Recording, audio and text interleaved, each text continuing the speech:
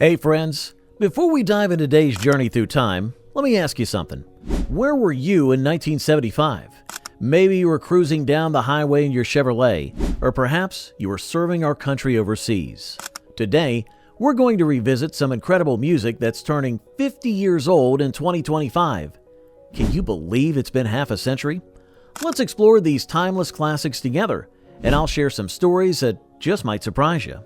America's Sister Golden Hair hit the airwaves in 1975, marking a significant evolution in the band's sound. Sister Golden Hair surprise. America, formed in England in 1970 by sons of U.S. Air Force personnel, had already achieved success with A Horse with No Name.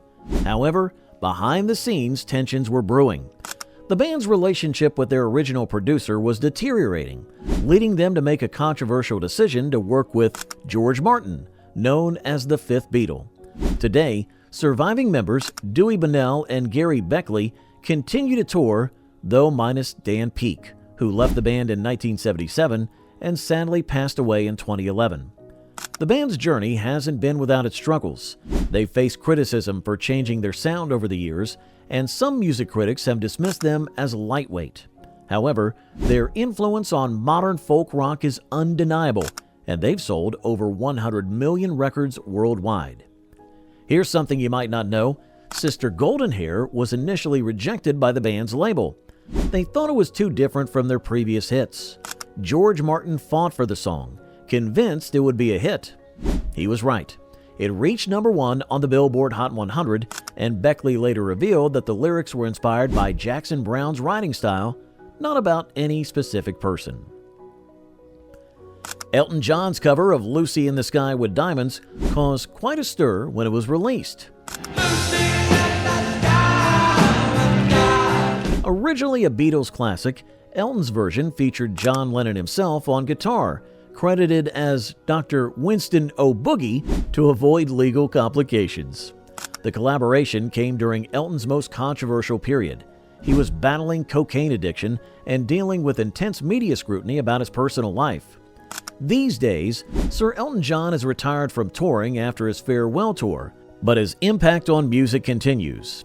He's become a prominent activist for AIDS awareness and LGBTQ+ rights, showing that musicians can evolve beyond their art. His version of Lucy remains a testament to his ability to reinvent classics while maintaining their essence. Did you know that this recording marked the last time John Lennon and Paul McCartney were in the same building? They were both visiting Elton at different times during the recording sessions, but never crossed paths. The misconnection haunted both of them in later years.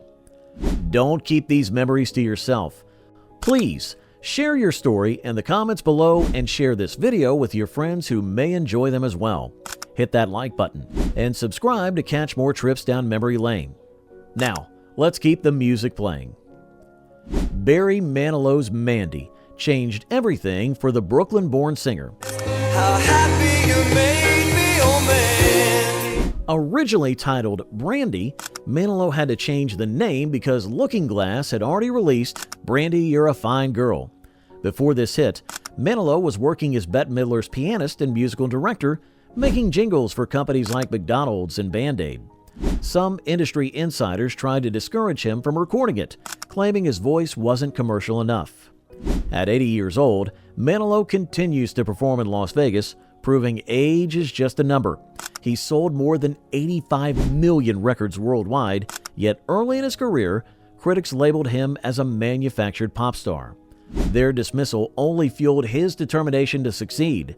In 2017, he finally came out publicly, revealing his long-term relationship with manager Gary Keefe, whom he had married in 2014. The song's original writer, Scott English, initially hated Manilo's version, particularly the slowed-down tempo. Years later, he admitted that Manilo's interpretation had earned him enough royalties to buy a house in Beverly Hills. Olivia Newton-John's Have You Never Been Mellow showcases her versatility as an artist. Have you never been mellow? Born in England and raised in Australia, Newton-John faced significant backlash from traditional country music fans when she began performing country music.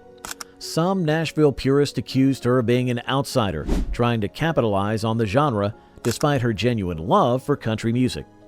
Though we lost Olivia in 2022 after a long battle with cancer, her legacy lives on through her music and humanitarian work. She became a fierce advocate for cancer research and awareness, establishing the Olivia Newton-John Cancer Wellness and Research Center in Melbourne. Her journey from controversial country crossover artist to beloved international star spans decades of resilience and reinvention. Here's a surprising fact. Have You Never Been Mellow was written in just 15 minutes by John Farrar during a break in recording sessions. He initially thought it was too simple to be successful. Barry Manilow returns to our list with Could It Be Magic? Could this be the magic? A song that demonstrates his classical music training. The introduction is based on Chapman's Prelude in C minor, a choice that raised eyebrows among classical music purists. Some accused him of cheapening classical music, while others praised him for making it accessible to mainstream audiences. During this period, Manalo was working so hard that he developed severe anxiety and insomnia. He was performing up to 250 shows a year while releasing new music and dealing with intense media criticism. The pressure nearly led him to quit the industry entirely. The song's demo version contained a 45-second piano introduction that the record company wanted to cut. Manalo refused, stating he would rather not release the song than compromise its artistic integrity. His stubbornness paid off. The song became one of his signatures. If these memories are bringing back good times, don't forget to share this video with your friends who lived through this incredible era. Click subscribe to join our community of music lovers who appreciate the stories behind the songs. Leave your comments below. We'd love to hear from you. Harry Chapin's Cats in the Cradle struck a nerve with its raw examination of father-son relationships.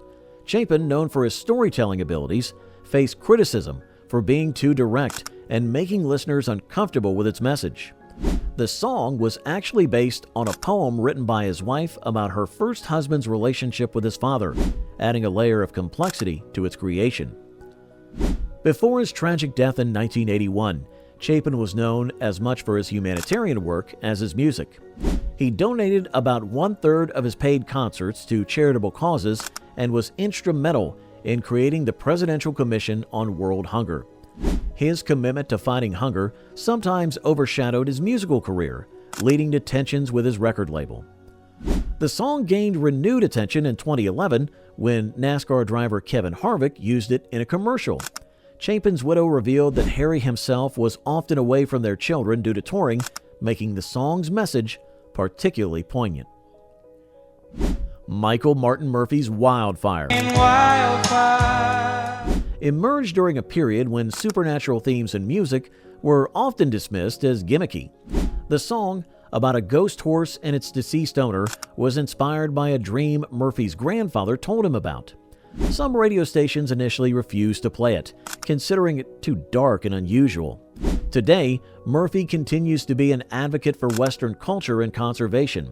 He's transformed his career from pop country crossover artist to a preservationist of traditional Western music. He operates a working ranch and has been inducted into the Texas Country Music Hall of Fame despite early criticism that he wasn't country enough. The song was written in less than an hour during a late-night session at Justin Tubbs' apartment in East Nashville. Murphy was running a high fever at the time and claims he barely remembers writing it.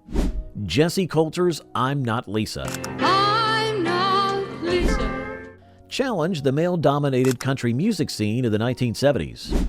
As Waylon Jennings' wife, she fought to establish her own identity in the industry. Some critics unfairly suggested her success was due to her marriage rather than her talent, despite her proven songwriting abilities. At 81, Coulter continues to influence country music, though she's chosen to step back from the spotlight. She released her memoir in 2017, revealing the struggles of being part of the outlaw country movement and dealing with Jennings' drug addiction while maintaining her own career. The song was initially recorded as a demo with just piano and vocals. The record label wanted to add more instruments, but culture insisted on keeping it simple, believing the stark arrangement better served the emotional content. Paul McCartney and Wings Listen to What the Man Said came during a period of transition for McCartney. Critics were harsh, constantly comparing everything he did to his Beatles work. The recording sessions were particularly tense, with band members questioning McCartney's leadership style.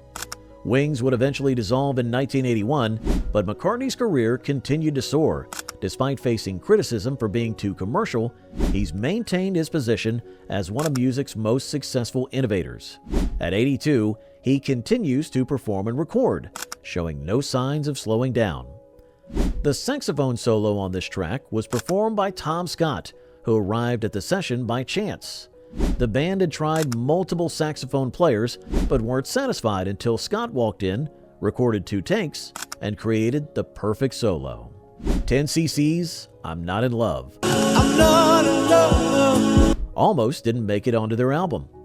The band members argued intensely about its unusual production techniques, with record company executives calling it uncommercial. The innovative backing track was created using multiple tape loops of the band singing "Ah" for 3 weeks straight. The band's original lineup split shortly after this hit, with members disagreeing about their musical direction. The song's success, however, proved that taking risks could pay off. Even today, its production techniques are studied in music schools as an example of innovative studio work. A little-known fact: the whispered "Be quiet, Big Boys Don't Cry" line was recorded by studio secretary Kathy Redfern. She was initially reluctant to do it and had to be convinced to enter the recording booth. As we wrap up this journey through 1975, it's amazing to think about how these songs have stood the test of time. If you've enjoyed this trip down memory lane, make sure to subscribe to our channel for more musical memories. Share your thoughts in the comments below. Which of these songs bring back the strongest memories for you? Don't forget to hit that like button and share this video with friends who appreciate great music. Until next time, keep those memories alive and keep the music playing.